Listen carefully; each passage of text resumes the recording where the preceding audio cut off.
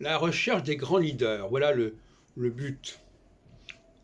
Je lisais tout à l'heure sur une affiche, un des enjeux des élections, c'est le pouvoir d'achat, etc. Ça ne veut rien dire. L'enjeu des élections, c'est de choisir de bons élus, des élus capables. Alors capables de quoi? Capables de gérer les problèmes structuraux d'une société.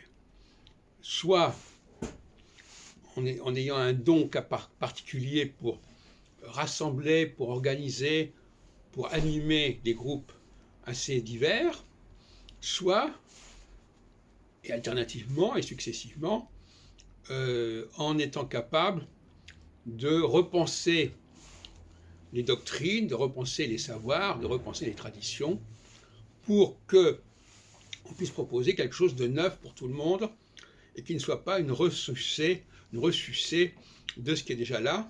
Parce que quand on est dans l'avenir, on peut proposer un modèle unique, mais quand on est dans le passé, on est obligé, bien entendu, de gérer une grande diversité d'expériences, d'histoires, etc.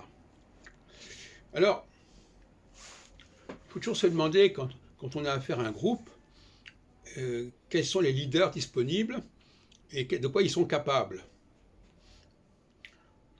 Et le type de leader le plus remarquable, mais le plus redoutable, c'est le double leader.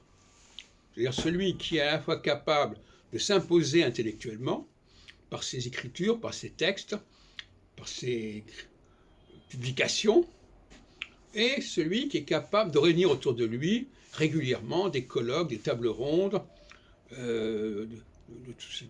voilà, toutes sortes d'événements sociaux, et qui pourra le faire sur la longue durée.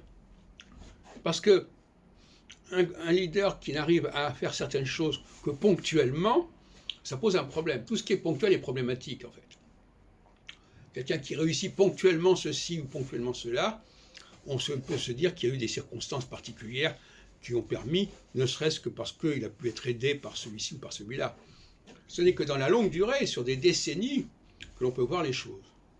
Et le choix d'un leader, c'est évidemment aussi sur la base de ce qu'il a déjà accompli.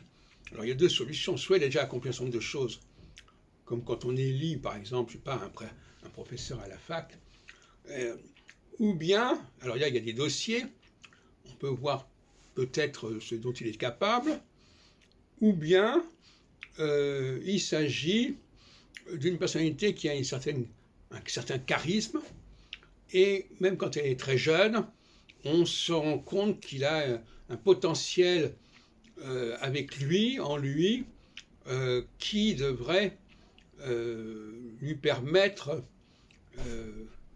de mener une carrière de leader assez puissante.